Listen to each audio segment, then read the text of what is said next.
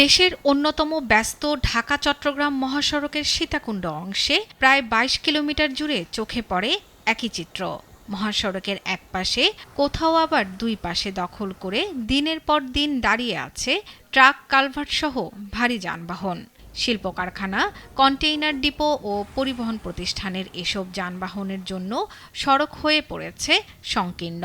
ফলে দ্রুতগতির দূরপাল্লার যানবাহনের পাশাপাশি স্থানীয় পরিবহনকেও চলতে হচ্ছে ঝুঁকি নিয়ে।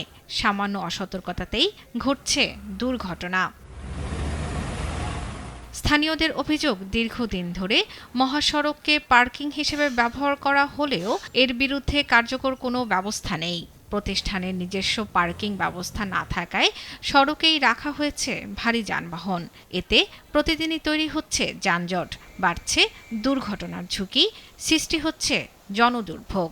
যাত্রী নিয়ে যাওয়া আসা করতে আমাদের প্রায় ঘন্টা দেড় ঘন্টা অবাক লাগতেছে এই জায়গায়। যারা প্রশাসন রয়েছে তারা কার্যকরী পদক্ষেপ নিত, তাহলে আমার মনে হয় না কোনো কোম্পানি কিংবা কোনো ডিপো সাহস হইতো এভাবে সরাসরি রাস্তার মধ্যে অবৈধ পার্কিং করা। এই মহাসড়কে অবৈধ পার্কিংয়ের কারণে একাধিক দুর্ঘটনায় শিক্ষার্থীর মৃত্যুর ঘটনার প্রতিবাদে মানববন্ধন সহ বিভিন্ন কর্মসূচি পালন করেছে শিক্ষার্থী ও এলাকাবাসী।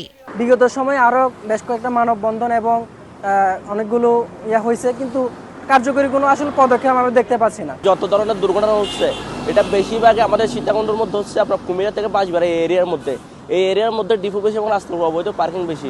অবৈধ পার্কিংয়ের বিরুদ্ধে নিয়মিত আইনগত ব্যবস্থা নেওয়া হচ্ছে এবং নিরাপদ মহাসড়ক নিশ্চিত করতে কাজ করছে বলছে হাইওয়ে পুলিশ। আমরা সর্বাত্মক যে আমাদের যে জনবল আছে, আমাদের যে লজিস্টিক সাপোর্ট আছে, ওইটা দিয়ে আমরা চেষ্টা করি যেন এই ধরনের অবৈধ পার্কিংগুলো না থাকে, মহাসড়কটা যেন পার্কিং মুক্ত থাকে। সেগুলো নিয়ে আমরা ভবিষ্যতে আরও কাজ করব যেন আমরা জনগণকে আরও ভালো সেবা দিতে পারি।